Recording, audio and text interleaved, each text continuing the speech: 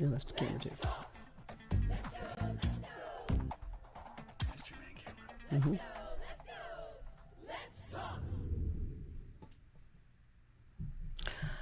Welcome to another episode of MarlaTalks. Wow, so much to talk about. Always so much to talk about. Today, I almost want to relabel this whole thing, and I have done it on my social media. I'll start this way. This is a reality show literally called The White House. It has turned into Love and Hip Hop, Housewives. The Kardashians ain't got nothing on Donald Trump, Elon Musk, and his merry band of clowns that are literally in the White House right now. We've got tariffs flying everywhere. We've got prices higher than a giraffe's butt. We've got broken promises. We have empowered one of the most powerful immigrants ever to exist in the United States of America. That's Elon Musk. We have protests, which is great, happening from all over the country. We're having tariff wars with our friends. We're fighting Canada. United States is fighting Canada. We're fighting the EU, which is the European Union. We're fighting Mexico. We're trying to punk Greenland. Just want to remind you of all the things that are taking place right now. We're trying to punk Greenland. We've threatened to take over the Panama Canal, but that has to come second to the fact that we're focused right now, laser focused on Greenland. We've renamed the Gulf of Mexico the Gulf of America. What more can I say? What haven't I said? I think I have I gotten it all? Oh, no. We put the tariffs on. We took the tariffs off. Then we said, okay, let's drop the tariffs down to 10%. Oh, we tariff penguins, by the way. So if you find yourself with an escalated price on penguin eggs, don't be mad, because we have now tariffed the penguins in McDonald Island and there's another island that does not really have any inhabitants on it. That's happened. We sold gold cards to some of the Saudis because they are allowed to have citizenship. Oh, but we have someone who's unlawfully detained in El Salvador right now and has been ordered to come back, but they've said no. So we're capturing people that have no grounds or standing legally to be captured. So much, just so much. And I'm just getting started. Can you imagine what this is like? Anyway, what I want to do now is remind you guys that I'm always out here. And what I want to do is hear from you. Recently, I did the Capitol Jazz Cruise along with Dave. And as this is a special Capitol Jazz edition of Marla Talks. It should be on the street, and I should have named it Marla Talks on the ship. Let's go. Let's talk. All right, it's Marla Talks on the street, except this is the Cap Jazz Super Cruise edition. It's street adjacent. So it's street. It's a corridor. I love it. All right, so listen, fellas, I'm going to give you 2 categories. Okay. I'm going to give you 3 names, and you're going to tell me where these names belong in either of those 2 categories. Okay. The categories are sinking or sailing. Sinking or sailing. Kendrick Lamar, sailing or sinking? Sailing. He's sailing. Skyrocket. Yeah. Yeah. I don't know the words. Flying. Sailing, of course. Soaring. Absolutely sailing. I have no idea. I'm just happy for Kendrick. That's all I can say. Sinking. You think K-Dot is sinking? You said, Kendrick Lamar. oh, sorry, K-Dot. sorry, sailing. I think it's something I was going to say, I'm going to have to throw you out. You're not like us. There are 3 names. You're going to tell me whether their careers, in your opinion, are sinking or sailing. Drake, sinking or sailing? Did you say Drake? I said Drake, sinking or sailing?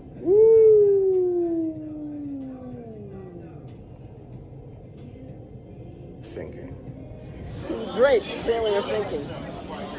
Even had a bad week. I'll still say sailing. Okay. Sinking? You mean like a pebble or like a boulder? Sinking. Sailing. He'll come back. You guys want to work this out right here, MarlaTalks show? Nah. He'll be okay. He'll be fine. Drake, sink or sail? Oh my God. Sinking. Will Smith, sailing or sinking? Sinking. You think? Really? I have to go with my first answer.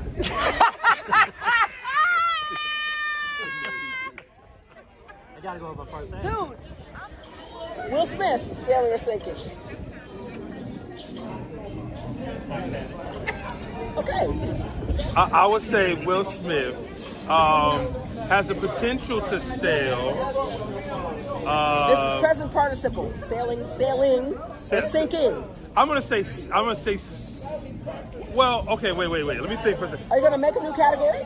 No, I'm not making a new category. Like, is he gonna get back to the amazing run that he had of like? Well, I'm not his manager, so I don't know where he's going, but I'm asking you. I'm gonna say sailing. Will Smith, sailing or sinking? Man, floating? Okay, you can't just I add got you you, can't I add got you, options I to got my My mad talk. bad. Floating. Someone else said that. What the hell does that mean, sir? It means we're yet to see where he is right now. So that's a limbo position? Mm-hmm. Okay. Will Smith, sailing or sinking? Say whatever you want to say. I'm gonna say sailing. You're going to say it's sailing. All right. Perfect. Making a comeback. All right. You feel free to say whatever, because these are just your thoughts. I think he's going through a resurgence right now. It was tough. He was definitely sinking a couple years ago, but I think he's on the come up. So I say sailing. Okay. Perfect.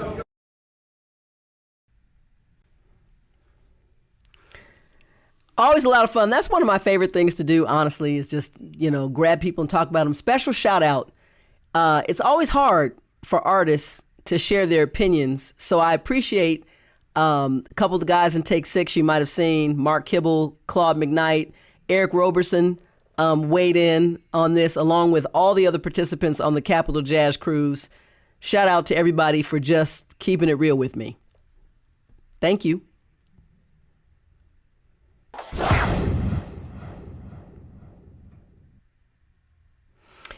I think I kind of tipped my hand before in the very beginning of just, I got to start by saying why it's really important for me to continue to be a voice, to be a presence, and to speak truthfully on the events of the day, because this is really crucial and it's a pivot point for our country and for us as people. And everything right now that is happening is in an attempt almost to take us all the way back. And it's the most bizarre thing ever. Like Donald Trump is signing executive orders that are like moving us back in time. Literally, I'm expecting for there to be some kind of executive order for them to start production on horses and buggies. Who knows? But in the meantime, I mentioned in the intro that for the man who promised the most peace ever, once he became president, is now pressing the issue with trying to annex Greenland, because Greenland has a lot of resources. We have a military presence there as well. And people all over the world, and this is the most important part, are standing up and saying, take your tiny hands off our sovereign countries. I want to take a look right quick at something that someone said that is actually a Greenlander. Dear Mr. Trump, I'm speaking to you from the heart because that's how I communicate, and I really hope you'll listen. Today was a big day in Greenland. Our people came together today, marching peacefully to say, enough. Enough of your talk of taking over our land. Enough of the way you speak about Greenland as if it is something to be claimed, bought, or controlled. My family, my siblings, their children, my cousins, their children, along with the rest of the people of Greenland, just want to live in peace without the shadow of your threats, because that is what it is, a threat.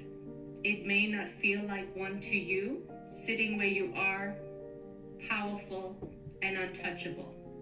But to us, the people who have called this land our home for thousands of years, who have survived in the Arctic through wisdom, resilience, and deep respect for the land, your words are not just words. They are a reminder of a long history of outsiders trying to take what is not theirs. Greenland is not a piece of property. It is our home. It is our past, our present, and our future, and we will protect it. I hope this makes it absolutely clear. We do not want to be Americans. We are Greenlandic. We have our own identity, our own culture, and our own way of life, and we will not allow that to be erased or taken from us.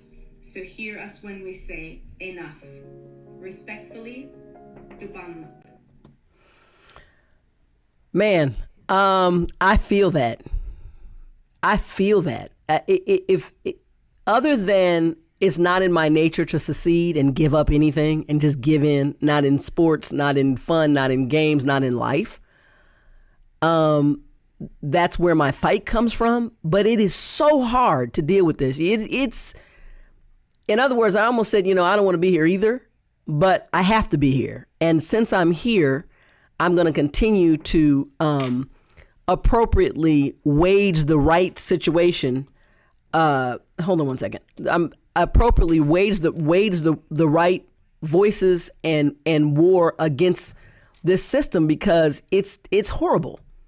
It's absolutely horrible. And, everything that Donald Trump said in the beginning, everybody was like, no, these things aren't possible. And yet and still, every single solitary moment that we turn on the TV, first of all, his rhetoric is exhausting. There's something to be said 7 days a week in the news cycle, which is just, it's exhausting. Well, for those people who said, you know what, at the worst come worst, we only have to deal with this for 4 years. Well, this is 4 years of death as far as your attention and stress. But in the meantime, this is also on the table and now being talked about. Check this out.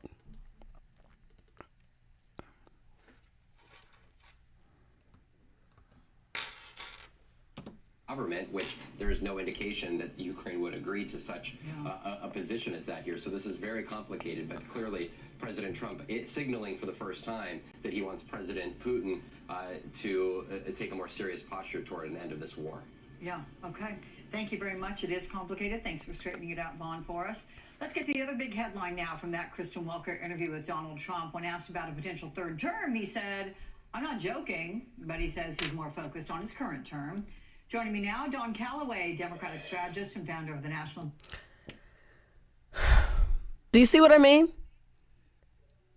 Exhausting, just exhausting. Now you're talking about a third term.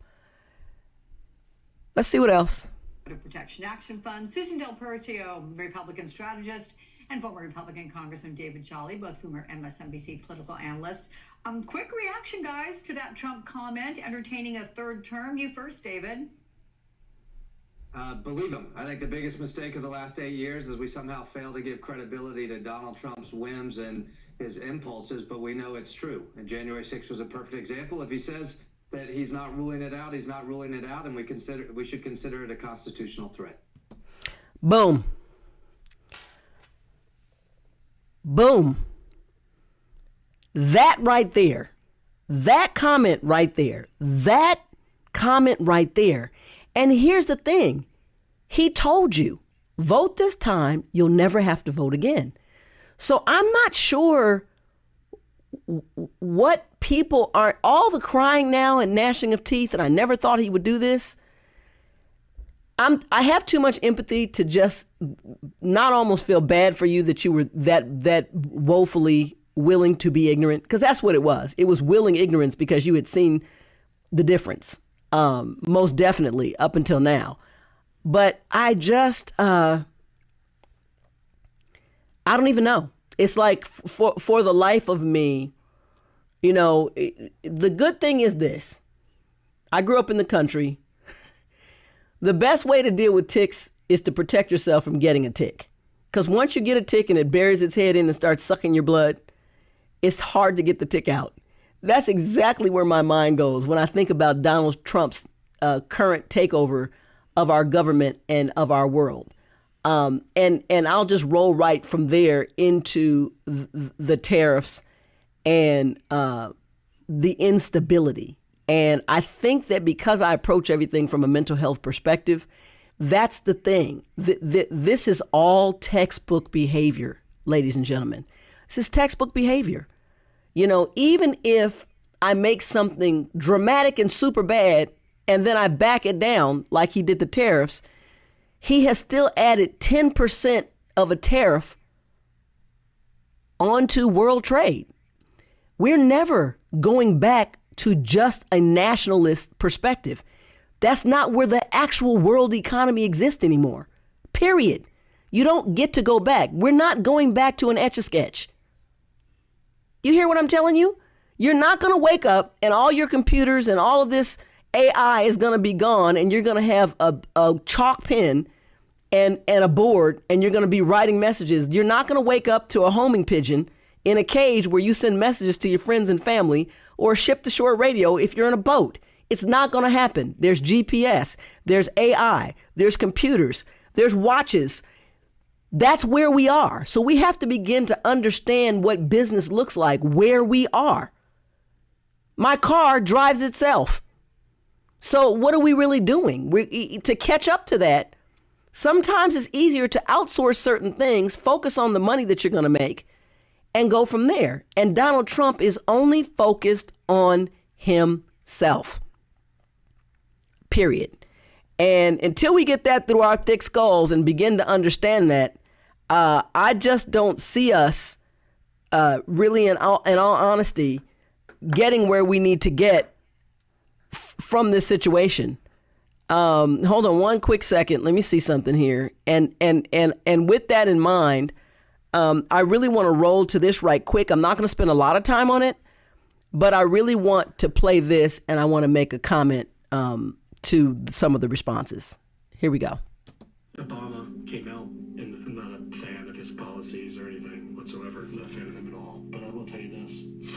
He greeted and shook everyone's hand in that room, and there was a lot of people. He went to every single person. I was like, that's cool. I was like, regardless of what BS you're involved with, I was like, that was cool. And when we went to the hangar to offload the C-17s with all these caskets, flag draped, he stood at a hand salute, a very crisp one, the whole time. That dude did not move. And we were like going on like 3 days no sleep. I mean, we're sitting down because we're like exhausted. Our backs are killing us from the pain of just operating.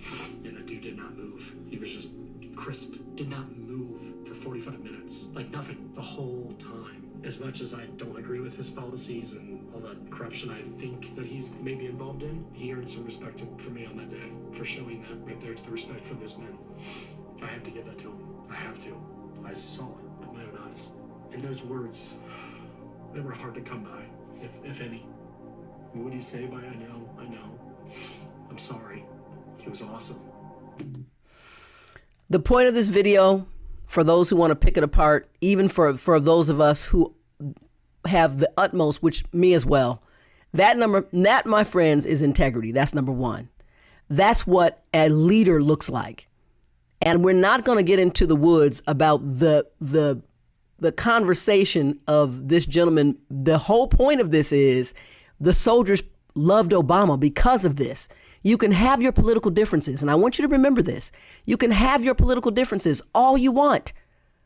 But at the end of the day, there are tenets to leadership that are not about policy. It's integrity, it's morality, it's love, it's empathy, it's compassion and concern. And that is what is missing from Donald Trump and his entire team of fools. I'm sorry. All right. So let me move us along here. And I wanted to leave on that note because I want you to remember, I want you to be very, very, very, very clear to remember that as you go forward. Don't argue the wrong thing. You know, the accusations of corruption, they're just that. They're accusations and they're things that don't get in the woods. What we know is that he comported himself with the utmost dignity and respect and care for others. And that is what we miss. And we need that back desperately. All right, here we go.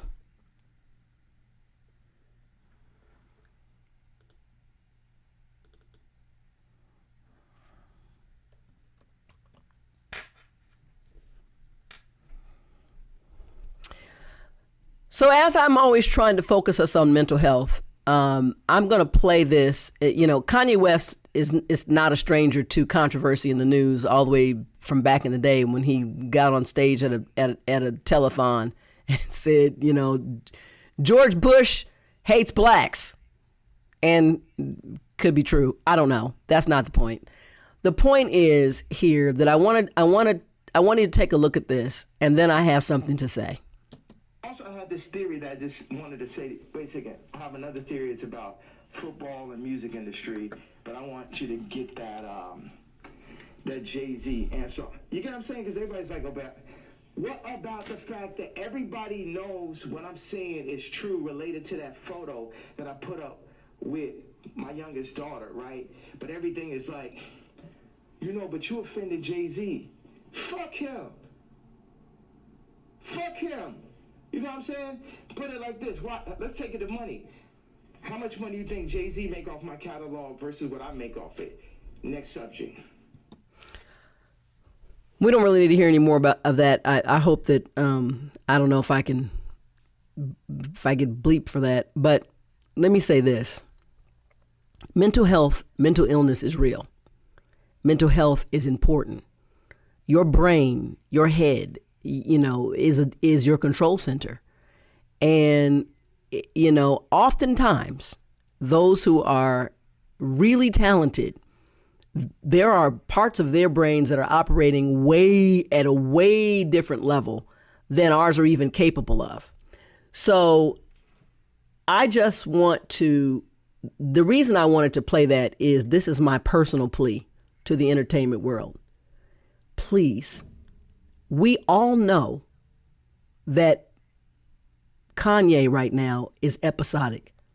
We all know that you're going to get sensational footage when you interview Kanye. This is the interview done by DJ Academics.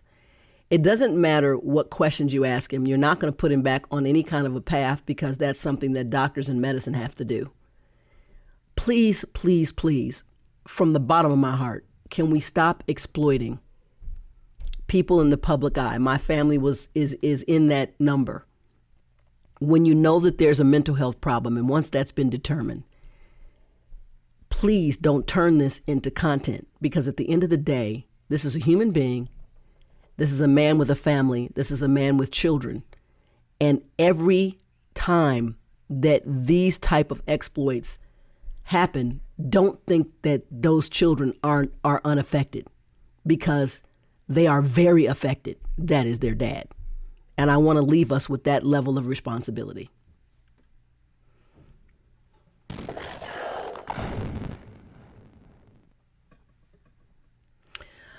It's time for me to say goodbye, but I'm never going to say goodbye without leaving you with Marla's message. Marla's message today is the truth matters. Stand on the truth. Use your voice to spread truth and reject lies. When you put in truthful information, you get out a truthful outcome. And in the converse, if you're absorbing things that are not factual and true, your feelings can be there, but your feelings don't represent your facts. So what I'm asking you to do today is remember, your integrity lies in the truth. We have got to get back to being honest, even if it's hardcore, responsible honesty. That is where we will have to build from going forward. That's Marla's message. And until next time, I'll see you around.